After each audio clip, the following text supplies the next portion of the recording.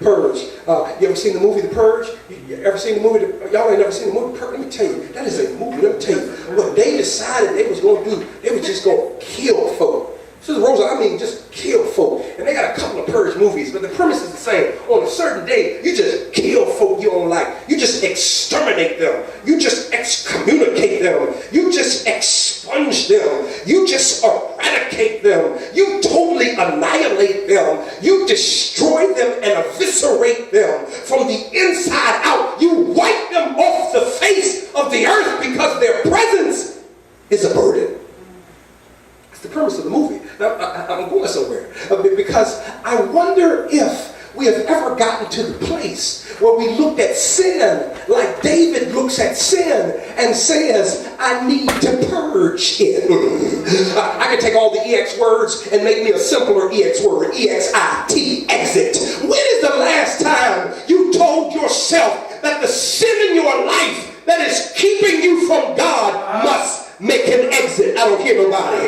My hate got to exit. My jealousy got to exit. My mean spirit got to exit. My prejudice got to exit. My intolerance got to exit. I need you to go out the door stage left. It's time for you to make an exit out of, I don't hear nobody. See, too many of us are in love with it, thinking it's in love with you can be in love with the cocoa all you want, baby. The cocoa gonna kill you. Every now and then, you gotta tell those things that are killing you that you've got to make an exit. David said, purge me with hyssop. David said, purge me with hyssop. Hyssop was a Palestinian plant that normally, according to Kings and Psalm, the book of Psalm and the book of Kings, grew on a wall. It was used in worship and sacrifice. It was meant to purify and cleanse because it had, peep this word out, detergent-like quality. Because you've got to clean those things that are not acceptable to God. See, part one, America, you've got to acknowledge that there's a problem. But part two, America, you got to pull out the soap and begin to clean that thing. You got to scrub that thing. You got to wipe on. Wipe out here, nobody. Every now and then in your own life, when you look like it ain't going well, Lord, help me clean up my life. Lord, help me wash. Wipe on. I don't need no more hate. I don't need no more bitterness. I don't need no more anger. I don't need no more sin. I don't need no anything that's not clean. I don't get nobody. You talking about everybody else's stuff. When you gonna clean your own stuff? Because only when you clean it can we talk about recreation. Yeah, he said, purge me with hyssop. Now watch this. He says, then I'll be white as snow. Snow, y'all, ain't always white. Because when snow hits the ground, it intermingles with the dirt. And if the ground is wet, it intermingles with the mud. And so snow ain't always white. As a matter of fact, let me argue this point. Snow is whitest when it's closest to the sky. You do understand that snow is precipitation. Precipitation comes from heaven. The closer it is to heaven, the whiter that it is. The closer it is to the ground, the dirtier that it is. What David is asking is, I know I'm from above. Send me back up. See, somebody been living too low, but it's time to go. I've been broken to stuff, and it's time to go back up. I got bad relationships, it's time to go back up. I need to be white as snow. See, to be white means to be uncontaminated. To be white means unadulterated. To be white means to be unmixed. It just fell from heaven. And many of us are playing the role of a fallen angel. When you need to go ahead and get your wings and fly on back up to heaven. Wash yourself off and be white as snow. Because only after you wash, only after we clean that thing, can we talk about recreation. That's where you find David. in 51:10. I'm ready to preach now. Ready to preach now. Because after he has acknowledged his sin, and after we have gone through the cleansing process and are open to the cleansing, then we can be open to the recreation. America will never be clean. Now before you get too self-righteous, you and I will never be clean until we first acknowledge and then second start the cleansing. We need to get us a new America. We ain't gonna get no new America. Because people are not willing to acknowledge. And even those who are willing to acknowledge, they are not willing to clean. Right. Anytime you start talking about we don't need to help HBCUs, you're not serious about cleansing. Anytime you let kids in the inner city not be educated and not be fed, you're not serious about cleansing. Right. I don't care nobody. Anytime you will let people walk around and say Negro this, Negro that, and will tell them they some very fine people, you're not serious about cleansing. And so since I can't worry about their cleansing, I gotta worry about mine. Because if enough of us are clean, don't you know we can clean up the whole house, everybody? You keep worrying about them up there. But I'm saying if we clean down here, we can clean everything else around us. That's when David begins to talk about recreation. And I want to make the difference between recreation and recreation. They are spelled the same way. Do you not know? And maybe that's the problem in the contemporary church, in the body of Christ, in our lives. God is telling us it's about recreation. And we're too busy worried about recreation. See, some of us still playing. That's why the church can't do what we're supposed to do, because we still playing. Look at your neighbor, you need to stop playing. You need to stop playing. You think it's a joke. You think it's a game, but souls are going to hell. You think it's a joke. You think it's a game, but people out here need to know God. We think it's a joke. You think it's a joke in a game when you playing politics while people out there needing their souls saved. You think it's a joke in a game while you sitting here talking about playing petty personality games in the house of God, and we're supposed to be out there preaching the word. See, we too busy in recreation. But David's talking about recreation. Yeah, David says, create in me a clean heart. And I want to argue this point for just a second, because many times, sis, when we talk about David, we say David had a heart after God's own heart. Yet in Psalm 51, he's saying, create in me a clean heart. Which leads me to this conclusion, preacher, that perhaps he didn't always have a heart after God's own heart. That he might have been doing God's work, but he didn't have God's heart. He was God's representative, but he didn't have God's heart. He had God's blessing and anointing, but didn't have God's heart. I don't hear nobody. Because we're not born with it, y'all. We got to ask for it, y'all. And too many times, Sister Rosa, it's not that we can't get God's heart. We just don't want to ask for it. You don't want to ask God to forgive. You don't want to ask God to be kind. You don't want to ask God to be generous. You don't want it. But David says, create in me a clean heart, because when you feel the consequences of your sin enough, you come to a place where you're tired and sick and tired and sick and tired and sick and tired of what you keep getting. Anybody sick and tired of what they keep getting? It's time for a recreation. I don't hear nobody. Anybody tired of the same old? It's time for a recreation. Anybody tired of running around the same mountain only to be in the same place next year? It's time for a recreation, because he says, create in me a clean heart. You got to ask God to be like him. You got to invite God in to be like him. As long as you are resistant, it'll always be some of you and some of God. As long as it's some of you and some of God, then your life will be topsy-turvy, because sometimes what you get will be a result of you. And And every now and then it'll be a result of God. He says, create in me a clean heart and renew a right spirit within me. Renew in this particular text means to rebuild. Rebuild my spirit. Meaning that it was already there. There's a foundation already in place. I just need you to rebuild it. Y'all not listening. You got to renew my spirit, but you got to create my clean heart. Create a clean heart. Clean in this context meaning morally innocent. God, you got to fix me if you want me to be that.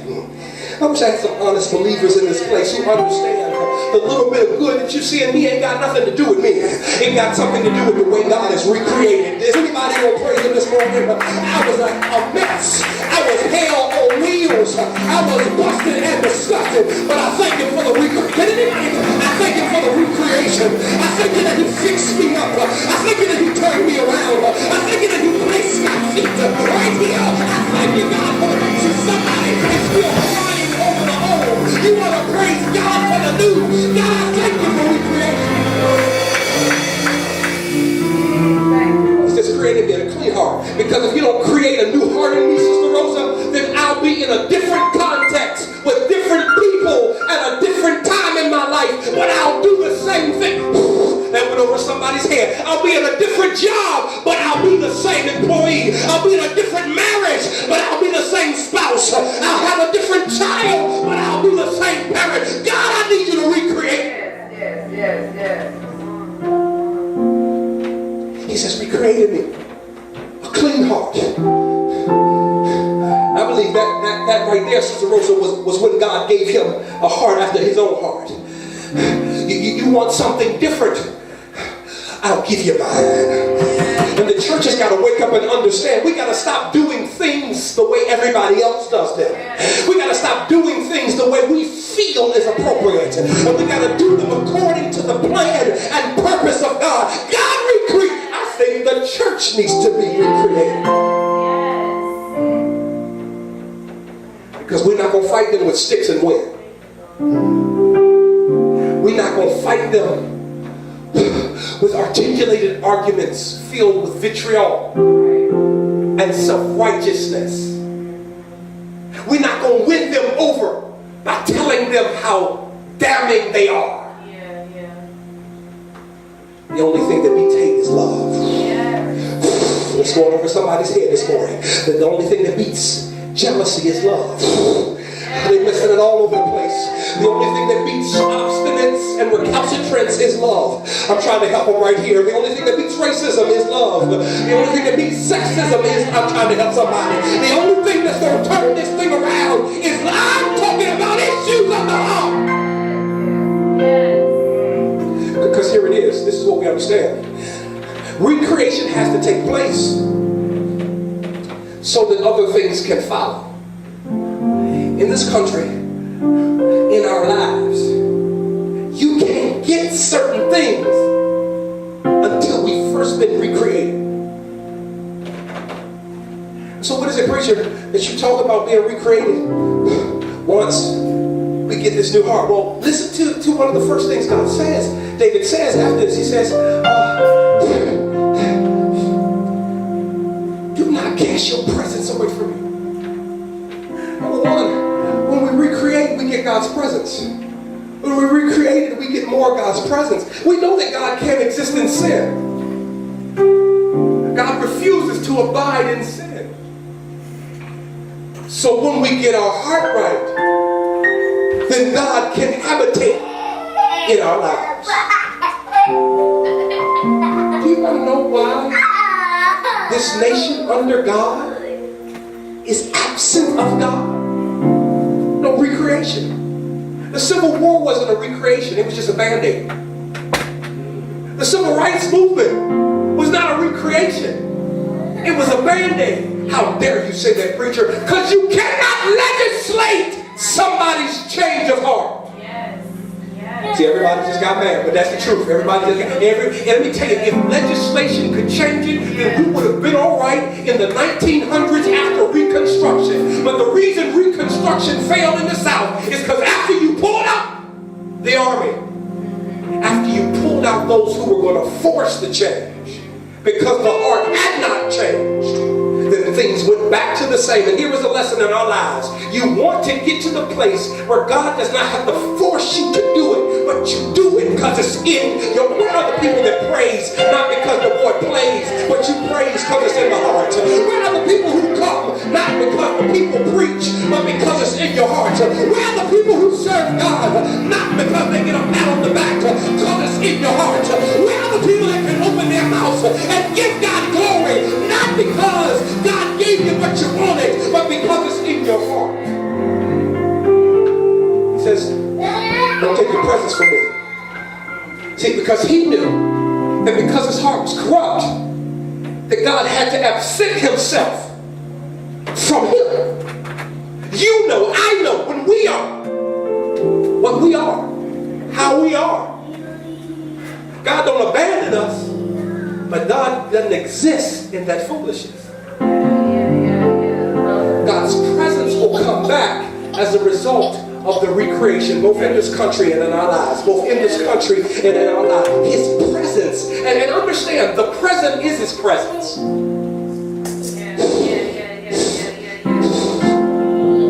You think the present is a slot on BET. You think the present is winning the lottery and having a full bank account. You think the present is the jewelry and the clothes and the car and the house. You think the present is having your fancy tickled. No, the present is his presence. And the problem in the church is we've taught you all to be a bunch of spiritual junkies looking for the next high, when the high should be his presence. You should come in here praising because you got his presence. You shouldn't have to worry about the check before you cry out because his presence is the present. David knew that so much that David was willing to lose the whole kingdom to have the presence of God. Question, church folk, what are you willing to sacrifice for the presence of God? Some of us ain't gonna lose our NFL time. Preacher, you need to hurry up to the game. Some of us wouldn't lose our job. Oh no, I gotta get paid. Gotta get that guap. Do you not know every good and perfect gift comes from the Lord? Do you not know the only reason you're healthy enough to work is because God allows it to? Do you not? I don't hear nobody up in this place. His presence. Number two, after his presence is unity. If you continue to read down, David started talking about, yo, I'll teach transgressors your ways, and sinners will be converted to you. What he realized was, I've been given an amazing gift. And now I can turn around, because we are all in the same human condition, give that gift so somebody else can have it. And as a result, we all be on the same page. Let me break it down to you. I'm a sinner, saved by grace. So now I'm going to come to other sinners and tell them they can be saved by grace. I'm not going to talk about how I'm so much better than them. I'm going to talk about how I'm the same as them. Only difference being that God has made a change in my life. And because of our commonality, and God being no respecter of person, if God did it for me, then God can do it for you. And then we can exist together. How can I break this down to you? Instead of telling people how hateful they are, and instead of telling people how prejudiced they are, it probably would be better to tell people I'm prejudiced too. All of us have our prejudices. All of us have our hates. All of us have places where we're wrong. But God loved me in spite of my color. God loved me in spite of my creed. God loved me in spite of my philosophy. And God can love you too.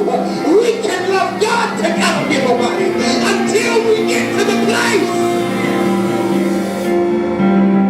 Because I promise you this, they may like the rebel flag, but they still have more in common with you than they know and you know. They may not have and be the same color as you, but I promise you, they have more in common with you than you and they know. They may not even like you, want you and I to get back on a boat and move across the sea, but I promise you, we have more in common then both you know and they know. And it won't be until we start talking about the commonalities that will bring people together. Notice the woman at the well began to talk about the commonalities. And I'm paraphrasing. She said, come see a man who told me everything I ever did. Notice, she didn't go down to the Decapolis, 10 cities, big city like New York, Richmond, Charlottesville. They didn't go saying, y'all need Jesus. Your ways are antiquated, filled with hate, and you're going to die and go to hell. That wasn't her message. Her message was, come see a man who told me everything I did and still forgave me and still had a place for me and still had love for me. People of God, we got to go to people and tell them, come see a God who forgave me of my addictions,